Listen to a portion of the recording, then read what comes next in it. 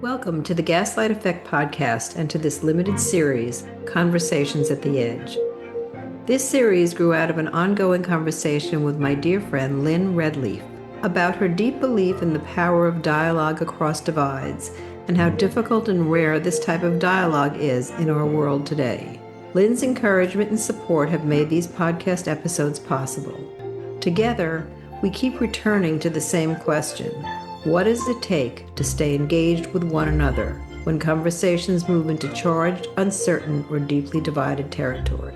As co-founder of the Yale Center for Emotional Intelligence and ambassador for the University of Peace, I'm deeply mindful of my responsibility to use the mindsets and tools of emotional intelligence to practice peace daily, not only in my relationships, but as a contribution to peace in the wider world. At the heart of this series is a belief that we need to be able to talk about anything we want to talk about as human beings, as long as the conversation is grounded in dignity and respect. Making space for another person's ideas does not mean agreeing with them. It means doing our best to understand them and allowing those ideas to exist without erasing, attacking, or diminishing the other. Across these episodes, I'm joined by thought leaders who are, in their own ways, examining how we engage across differences. You'll hear from journalists who have built relationships across political divides, educators, community builders working within schools and local institutions, a researcher exploring how hope and despair shape conflict, and a young voice offering first-hand perspective on navigating disagreement and identity today. Difficult conversations can often result in gaslighting, although sometimes they never even progress that far. My hope is that these episodes offer not just perspective, but a different way of showing up, one that resists manipulation, makes room for humanity and complexity, and keeps connection intact even at the edge. Thank you for joining us for this new series. Welcome to the Gaslight Effect Podcast and our limited series, Conversations at the Edge. It's a series about staying grounded, curious, and connected in moments of deep division. Today, we're talking to two longtime journalists and thought leaders who shape conversation and know a thing or two about disagreement, about finding common ground. Nolan Finley and Stephen Henderson spent decades on opposite sides of Detroit's editorial pages, one a conservative, Nolan, and the other a progressive, Stephen. But instead of letting that define them, they've joined forces and created the Civility Project and co-authored the Civility Book, a guide to building bridges across the political divide. Together, they're showing that respectful dialogue is not only possible, it's essential. And I couldn't agree more. So welcome, Stephen and Nolan. Well, thank you. Yeah, thanks for having us. So what led you, let's just dive right in. What led you to start working together? Can you each tell a little bit about your background and how that brought you to the point where you were open to having the conversation with somebody who was across the political divide? Well, we met in 2007 when I came back to Detroit after many years working in other markets. I came home to be the editorial page editor at the Detroit Free Press, which is the liberal paper here. Nolan, by that point, had been the editorial page editor at the Detroit News, was for about a decade, a little more, I think. And it didn't take long for people to, take a look at the two of us. Say, here's this liberal editorial page editor, this black guy at the Free Press. Here's this old white guy at the Detroit News. Let's get them together, and I'll bet that'll be interesting to watch, right? And so they did. They would put us on television and on radio and on stage together, and we would have these spectacular rows about politics and culture and all the things that we disagree about. So it was a job at first, right? I mean, it was our responsibility. But the more time we spent together, the more we started kind of just talking with each other about other things. What do you like to do? Where are you from? What did you do before this? And pretty quickly, I think we identified that we had a lot more in common than anybody would have thought, or that we would have thought, and that the arguments we had were kind of a separate thing. That yes, we both had very deep beliefs and very strong feelings about politics, but that we actually liked each other. Other than that, and so. From there, we kind of built this. I mean, we built a very strong professional working relationship, but we've also built over the years this very close personal relationship. Sort of acknowledging that it's possible to hate somebody's politics, but really like them. That's really interesting. So I respect that a lot, and I think but let's hear from you first, Nolan, and then I'll jump in. Yes, I've always been drawn to people who don't agree with me for some reason.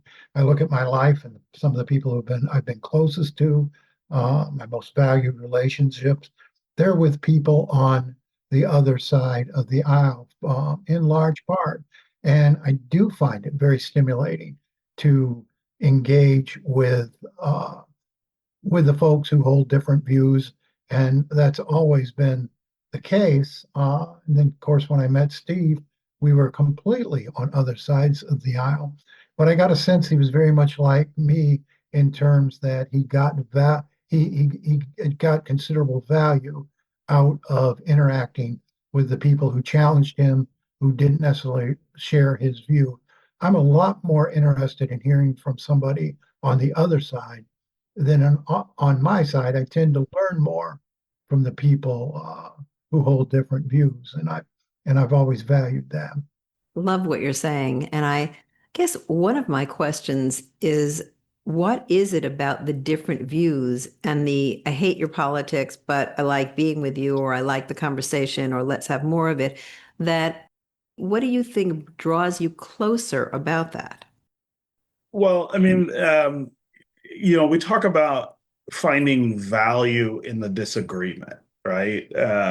Which is very different from a phrase that's become very popular right now, which is agree to disagree. I mean, there are a lot of people who are saying, Let's do that," which is really an avoidant kind of behavior, right? It's saying we're not going to talk about these things. For us, the value comes from the arguments themselves, where I think both of us would say that we have learned tons about what other people think from each other. We also learned tons about ourselves. When we have arguments about politics or whatever, inevitably, I think we both walk away thinking differently about what we think, not thinking a different thing or thinking a different outcome, but thinking differently about it, and drawing from this other person who sees it really differently, knowledge and perspective that we wouldn't be able to bring to it ourselves.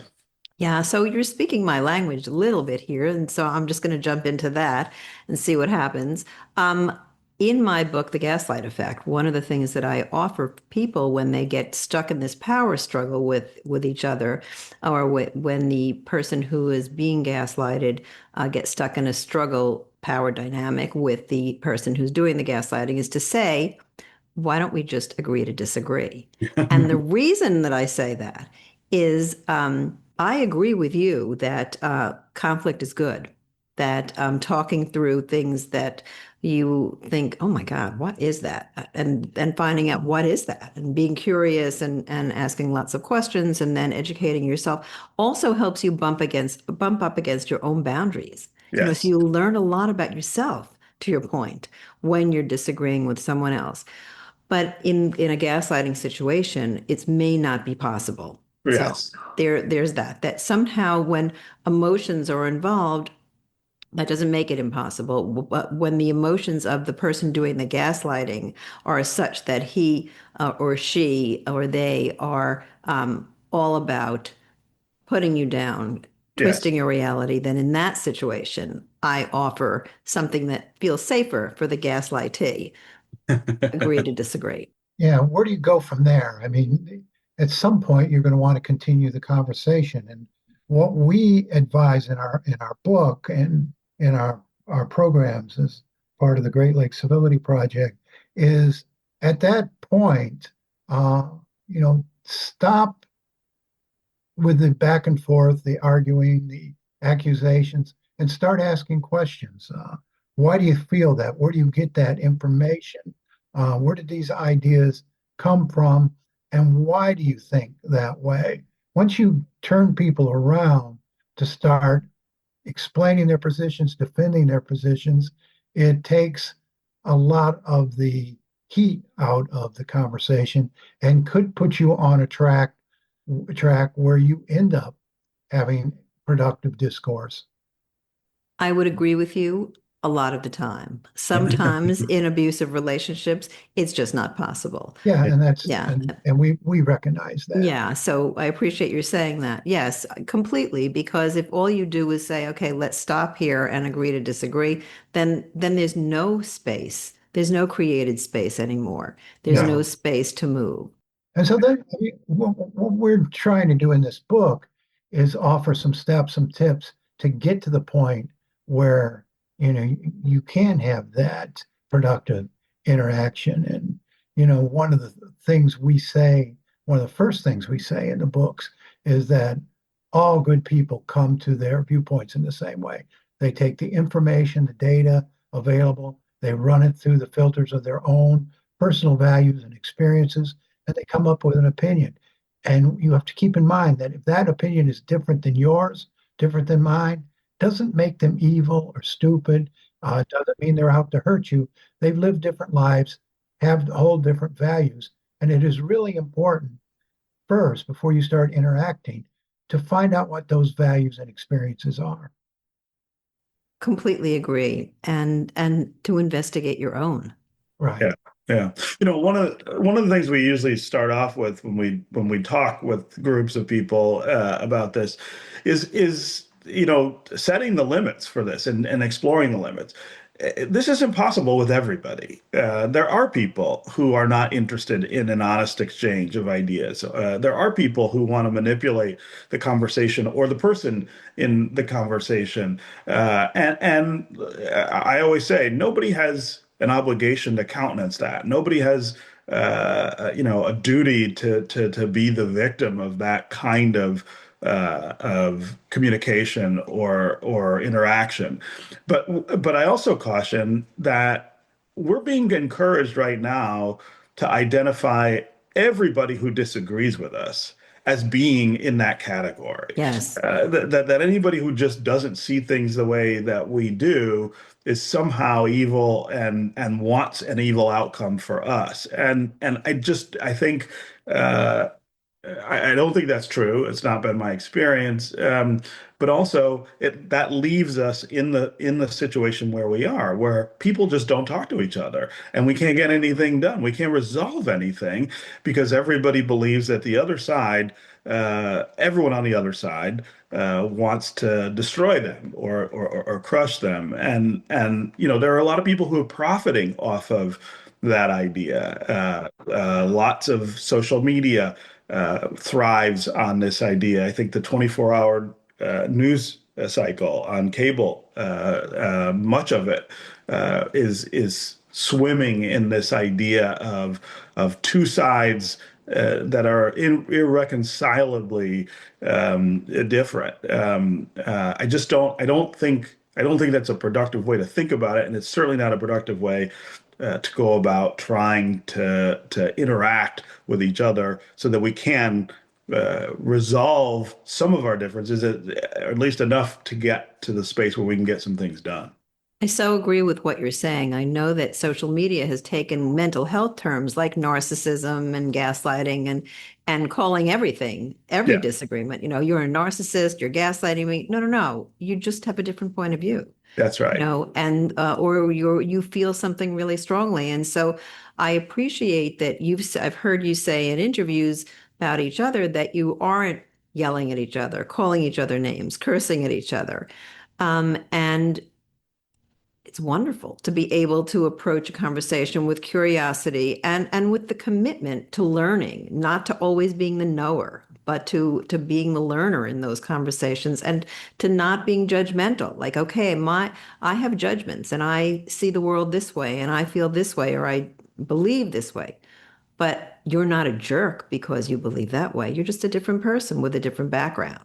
That's right. And we do have the ability to get very angry and loud with one another. We don't make it personal. We don't call names. We don't say you're a blank, but we get heated.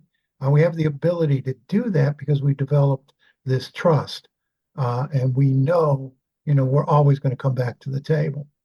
So I would say you both are skillful at it as well, because having trust is different than doing trust making behavior. So can we start with your defining civility? What does it mean to you? Is it simply politeness and courtesy, or is it something deeper? And how do you do civility? Yeah, I wouldn't define it as politeness and courtesy. I mean, those are um, different qualities. They're part of civility, obviously, but I mean, you could look at a heated conversation like some of the ones we've had and say, well, gosh, they're not very civil.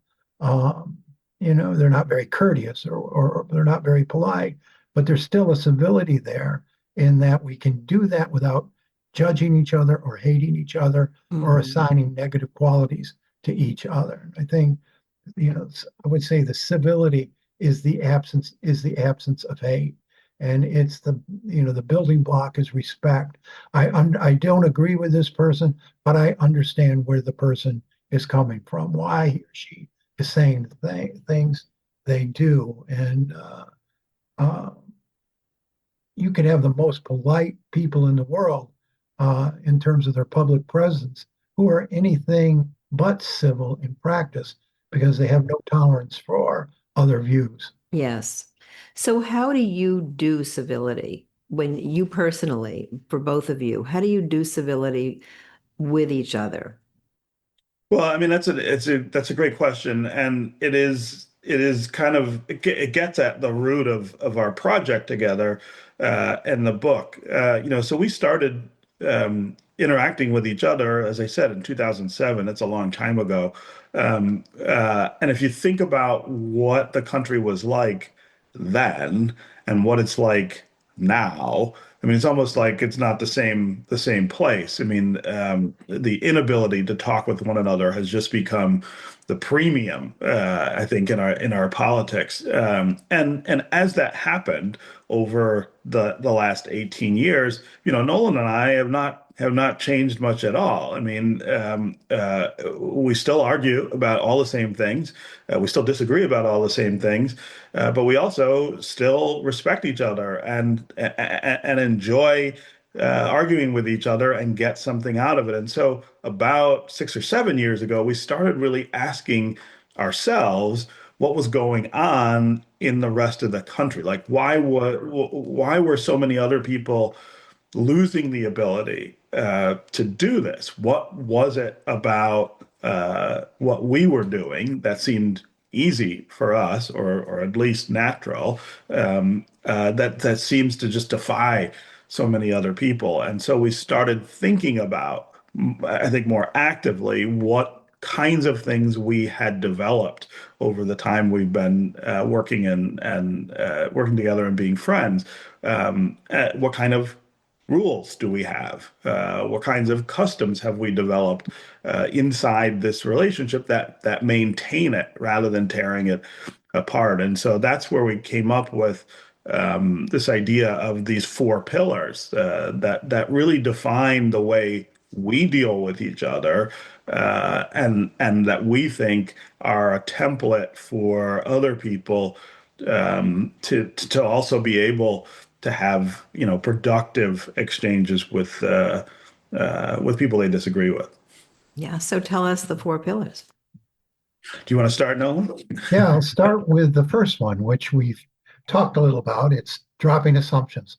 We all hear things about other people. Oh, they're Democrat, they're Republican, they're conservative, they're Catholic, they're Jewish, and we hear those descriptors and we make assumptions, or we read something about them or something, in our case, something they've written, something they've said, and we make assumptions. And oftentimes, one of the assumptions we make is that we don't like them. In fact, uh, I start our programs usually by telling a story about the time Steve and I were up on Mackinac Island, a resort town in northern Michigan, um, covering the Republican State Policy Conference. And he was there for the Free Press, I was there for the news. And when we got done with our work, we walked down the hill looking for a place to have a drink. We settled on a bar, settled into our chairs, and we're having a great conversation. I got up to use the restroom, and as I'm walking across the floor, these two women pounced on me, and that really doesn't happen to me very often in bars these days. And I knew them.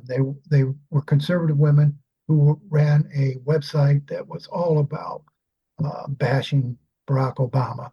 And they grabbed me and they said, "Nolan, is that Steve Henderson you're drinking with?" I said, "Well, yes." And they said, "Do you know him?" I said, "Yes, I do." And they said, "Is he your friend?"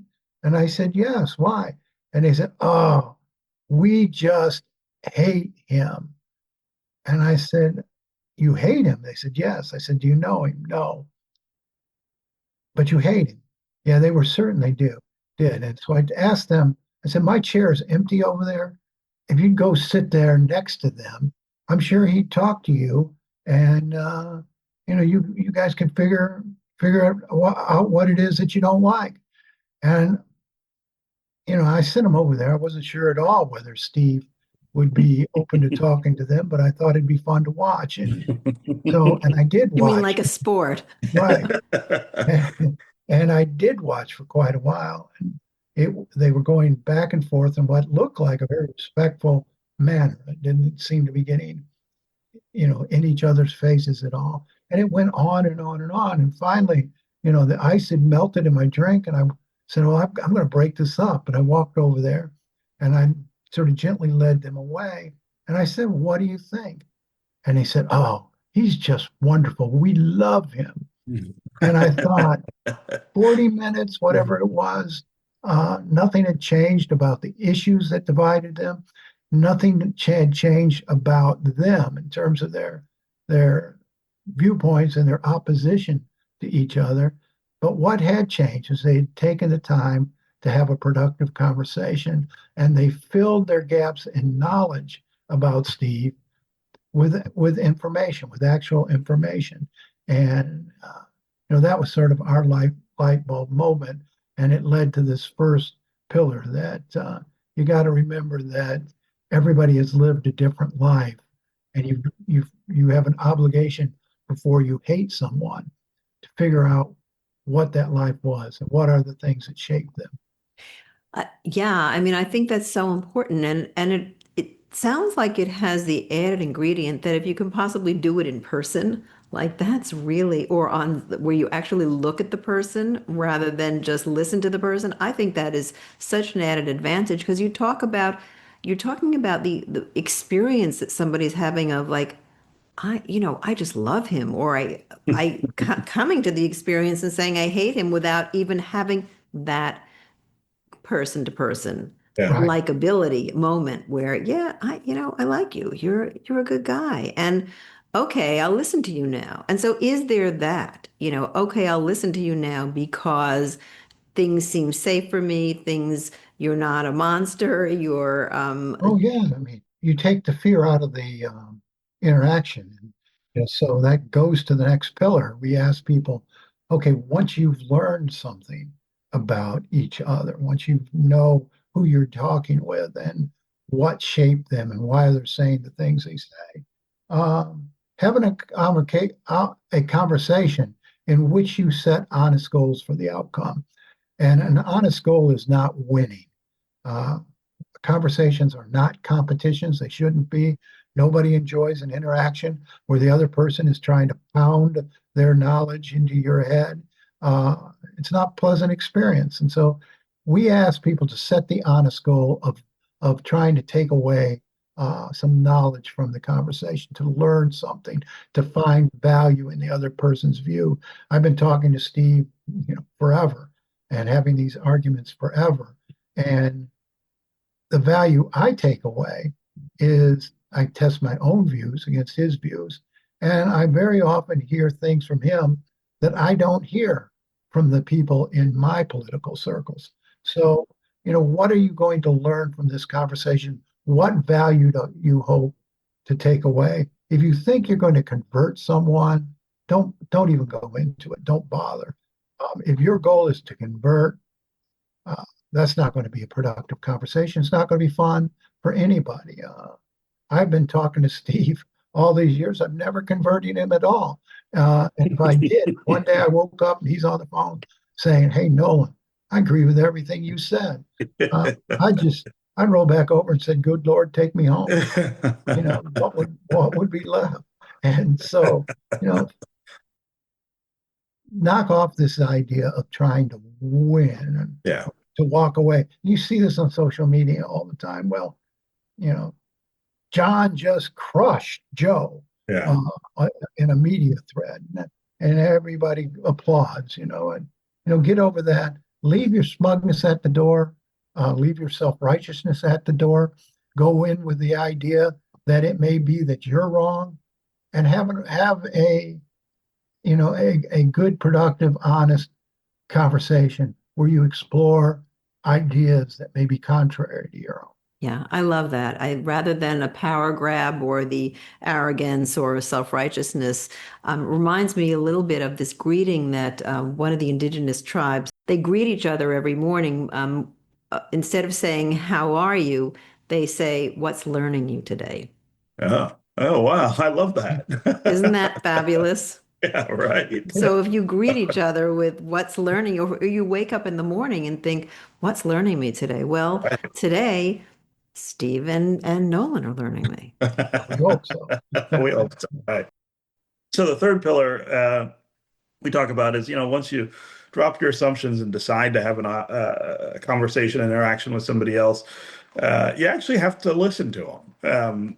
You have to do the kind of listening that we do with each other. And when we were kind of exploring this, I mean, I think we agree that we would say listening is something different than most of us would describe in our everyday lives. I think most of us would say, well, we're listening when we're not talking, when we're letting someone else have the floor. And that's true in a literal sense, but I think what we're getting at is something deeper, which is this investment that we ask people to make in the other person and their ideas while they're talking, to really not just hear what they're saying, but try to discern why they believe what they believe and where it's coming from.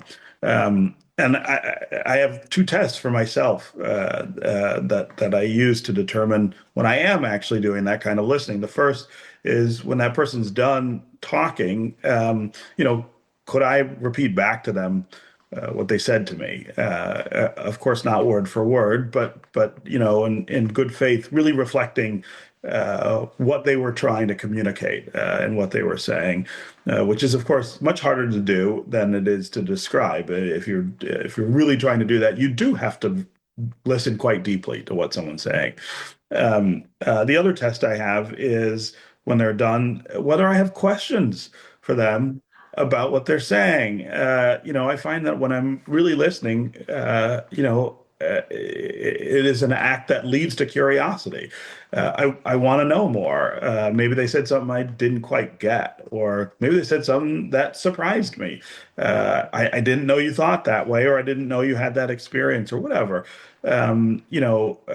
Asking that question rather than going right to what I might think in response, I think it is a sign of listening. It is a setting of the stage for an actual exchange of ideas. I mean, I also always talk about how it has this rhetorical value as well, that the interrogative form of our language is more open and welcoming than the declarative form. If I say to somebody, What you just said is the dumbest thing I've ever heard. That's kind of the end of the conversation. But if I say, boy, I don't really agree with that, but tell me more about where you got that, or how you came to that conclusion. Now I'm saying let's talk about this. Let's actually talk about this. Then the fourth pillar that we talk about is a bigger investment that we ask people to make, and that is in the relationship itself. As Nolan said, we've been doing this for 18 years, and we have had really spectacular arguments and fights and discussions. Some that the producers for the show that we we appear on together have decided that they were so bad that they couldn't air them. I mean, we don't hold back. But neither one of us has ever ended one of those exchanges, gotten up and said, you know what? I'm done with this guy. I'm not coming back to this. I can't do this anymore. I don't want to.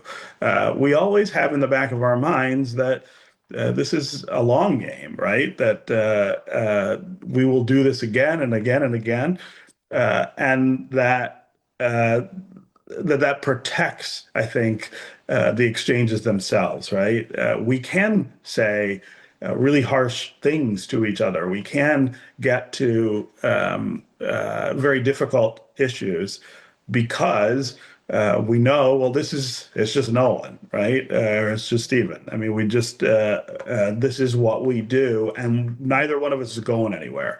I think that's a really important conscious commitment that we're making now. I think early on it was more subconscious, but now it's a very intentional part of it, and I think it's a very important part of the remedy to what we're seeing in the broader culture now.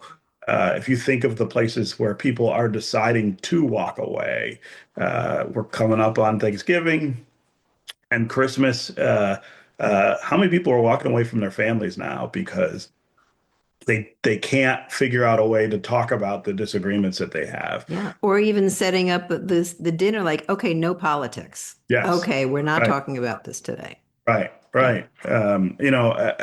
Making that commitment to say, whatever happens here, this relationship is more important than what either of us believes.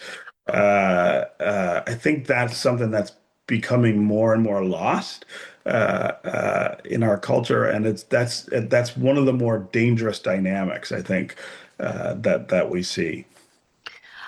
I agree with you. And I think that's really beautifully said. And it's a great invitation for people for Thanksgiving and Christmas. That said, how do you get to the point where you trust the other one enough to know that they're not going to try to take you apart in the conversation? They may yell and scream about your politics or the particular issue, but they're not going to try to assassinate your character. Well, and that's, going through this process of building trust and respect. But, I think Steve hit on the key point there of perspective. Politics and policy are very important, and it's important we're engaged. It's important we're passionate about them, but it's also important we keep them in perspective. And, you don't shut people out because they disagree with you, and you don't allow people in exclusively because they share your views. What is really going to change in the world if that brother-in-law you can't stand to be around because he voted differently than you did? What's really going to change in the world if he votes your way? You keep that in mind, that uh, even if you manage to convert that other person, bring him to your side of thinking, the world's probably going to proceed as it's going. And so keep these things in perspective. It's far more important to have people in your lives without a litmus test who love you and will be there in the dark moments than it is to have someone in your life who go in the voting booth and put the same name on the ballot that you did. So sure, that's like a huge clarification of values on your part, right? Like these are my values. Those human beings sitting across the table are more important than the way they voted. What if somebody doesn't happen to feel that way or can't come to that moment because they are completely consumed with emotions? So my work is all about emotions. And Mhm. obviously I come from a background where I studied mental health and I'm a practitioner. What happens when somebody's emotions are so strong that they can't get with the perspective? Where do you suggest they begin?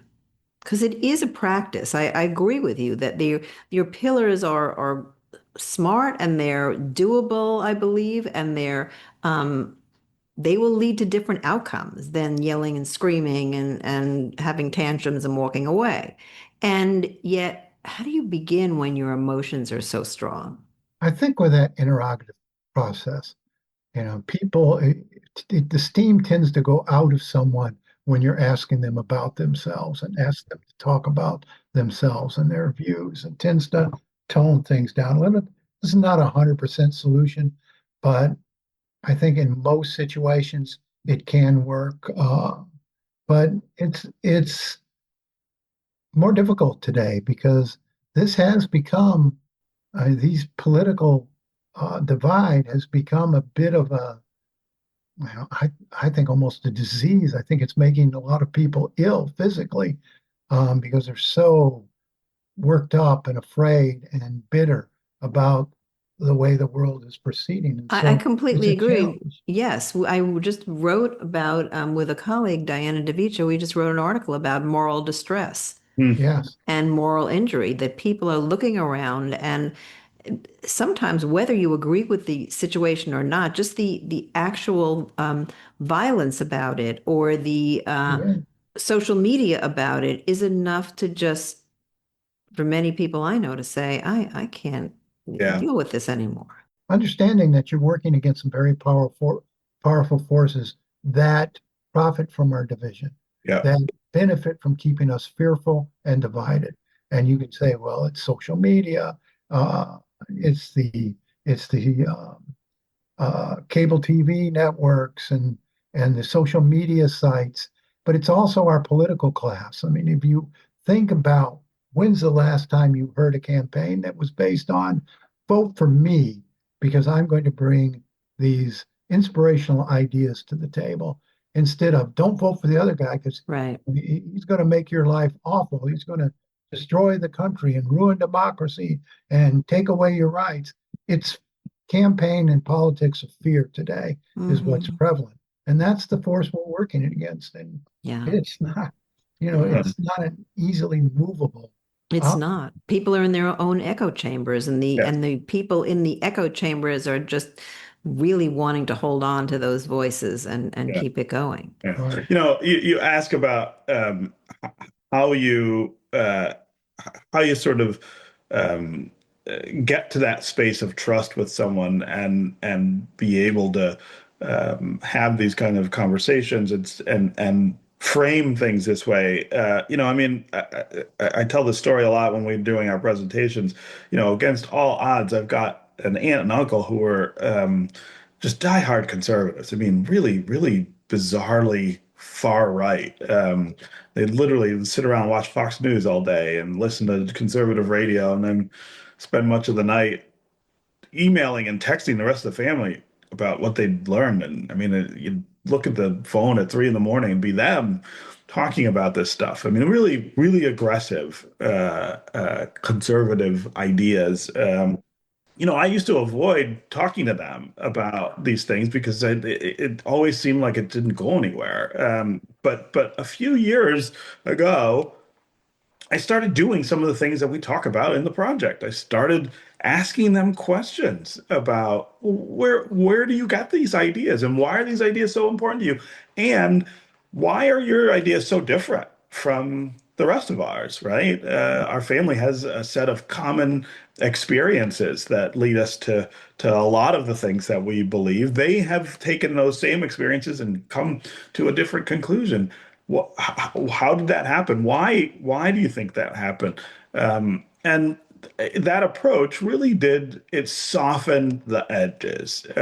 It made it more possible to actually have exchanges. Now, it was not perfect. It didn't work 100%, but it worked much better than either ignoring them altogether, which was one option, or just engaging in the sort of combat of it.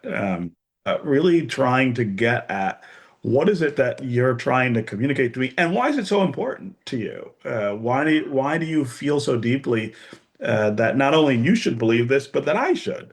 It really does make a difference, and it is different than what the mass communication tools we have right now are encouraging. I mean, social media is so awful in the tools it gives us to deal with each other. They are all negative, right? I can block you, I can mute you, I can unfriend you, and then I tell everybody else that I did it, and they cheer, right? I get accolades for that.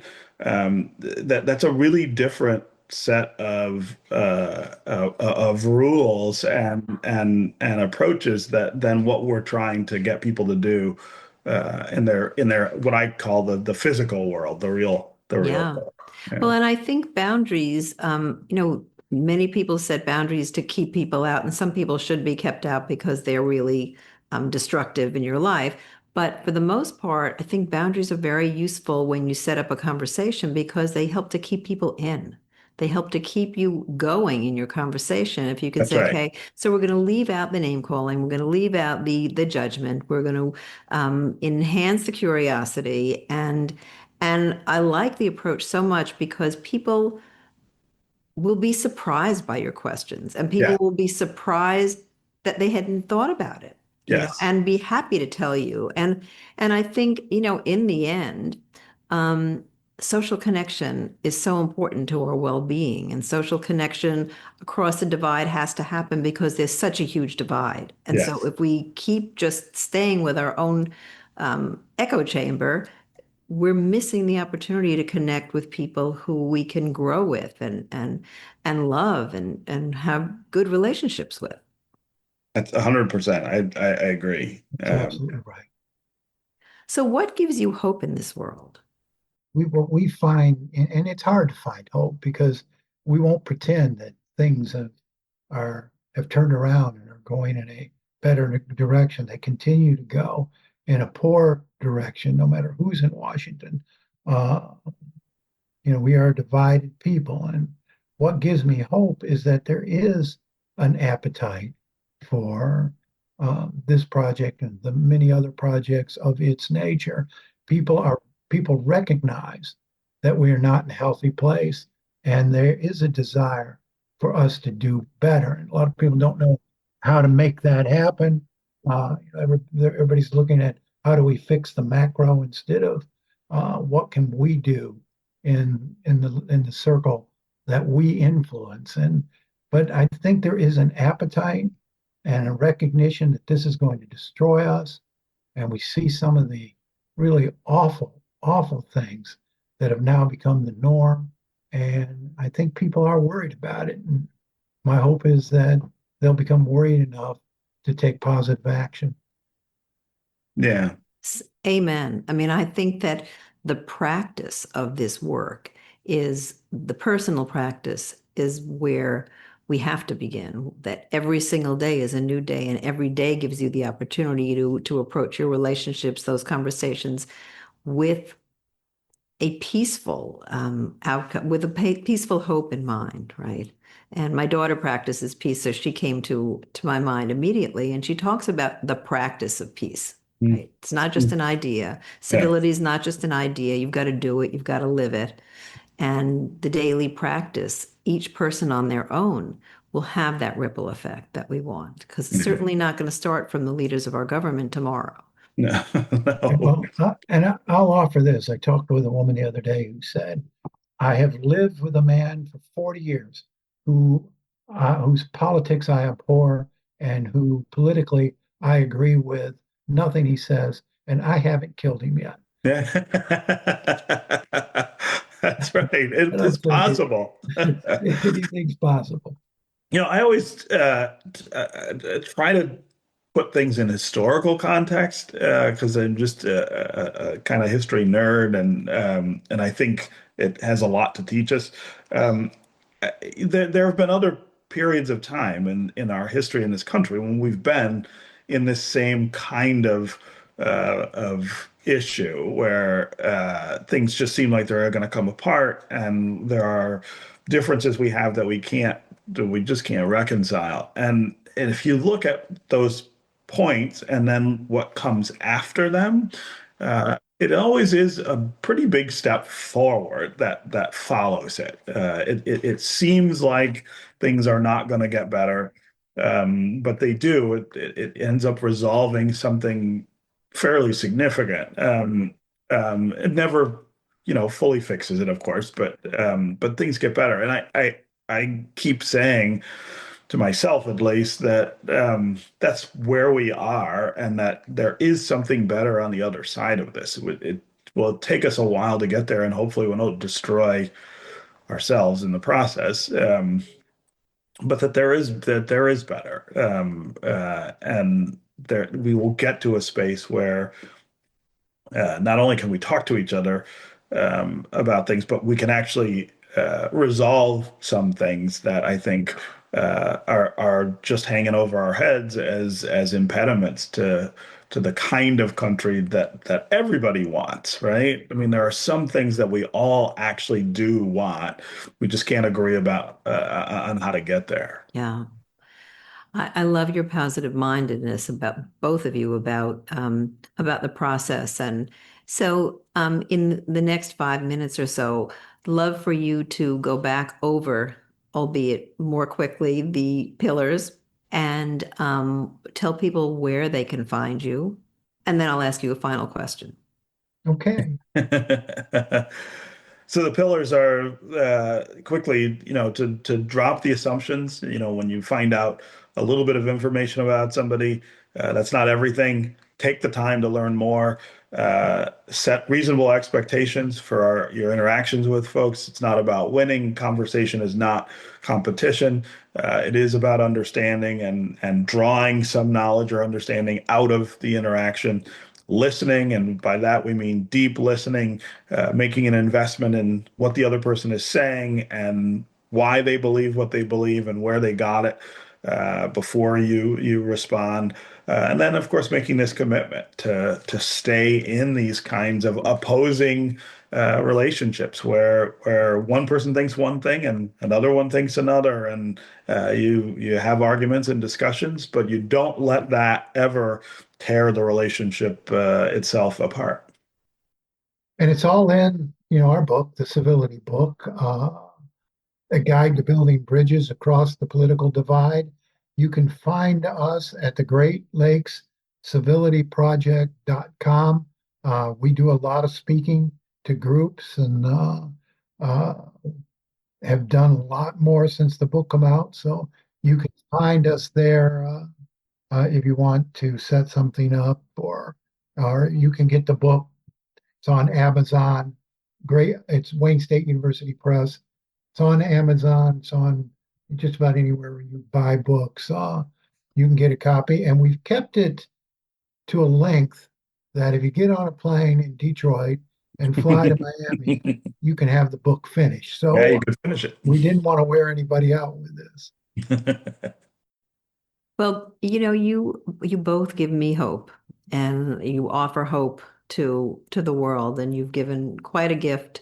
One thought that I'm having now is just coming from the work that we do at the Yale Center for Emotional Intelligence, the need for emotion regulation strategies, that when you have this kind of commitment to enter in the practice of civility on a daily Mhm. basis, you may have big feelings, and we all have big feelings at different times, or little feelings that become bigger when we feel activated by something that someone said. And just make sure that you're carrying around your own emotional toolbox to have take a deep breath, get a glass of water, and come back to the conversation, not to walk out because feelings are big.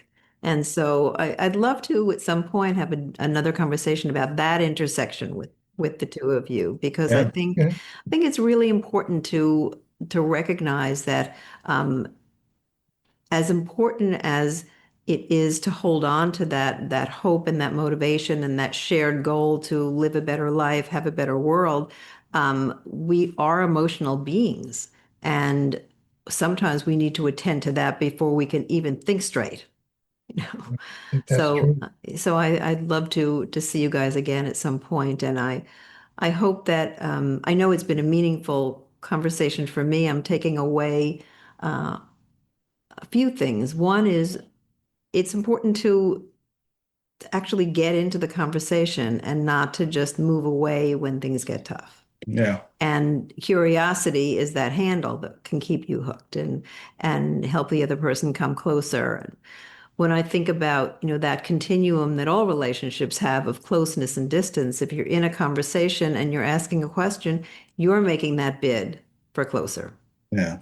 And that matters, and it certainly has worked for the two of you, and it's beautiful to know your backgrounds a little bit and to see you together, engaged and connected, and just the value of all of our lives and the well-being that we all seek for ourselves in social connection and the value in conflict. So have either one of you along the way of your relationship all these years changed the other's opinion? I think changed would probably be too strong descriptor. I think we have maybe helped shape the others' opinions, helped add context to it, but and there's some things we started out agreeing with, and one thing we didn't talk about, and probably should, is what's key to remember is that most of us want the same outcomes. I mean, we want a more prosperous country. We want a fairer society. We want a better world for our children. We want equity, and it's the path to getting to those places that we disagree on. But once you understand that your goal is to get to the same place, it makes that process of battling out the path to get there a lot less threatening. Sure, because you're not speaking to the enemy. Yeah. That's really right. Yeah, I can't think of things where we've changed each other's minds. There have been a few things where we've worked together on Right. things because there was kind of this common goal, even if we had different ideas about how to get there. But I mean, it's just not the point. It's not the point of what we do. We're not trying to convert each other. Right. We both stopped that a long time ago. Thank you. Thank you so Thank much you. again. Really appreciate your time. Thank Yeah. you. Thanks. Thanks for joining me for today's episode. I hope you found it helpful and meaningful. If you want to listen to other episodes of the Gaslight Effect Podcast, you can find them at robinstern.com or wherever you listen to podcasts. And please leave a rating and a review. I also invite you to follow me on Facebook, LinkedIn, Instagram, and Twitter. I'm so grateful to have many people supporting me, and especially grateful for all of you, my listeners.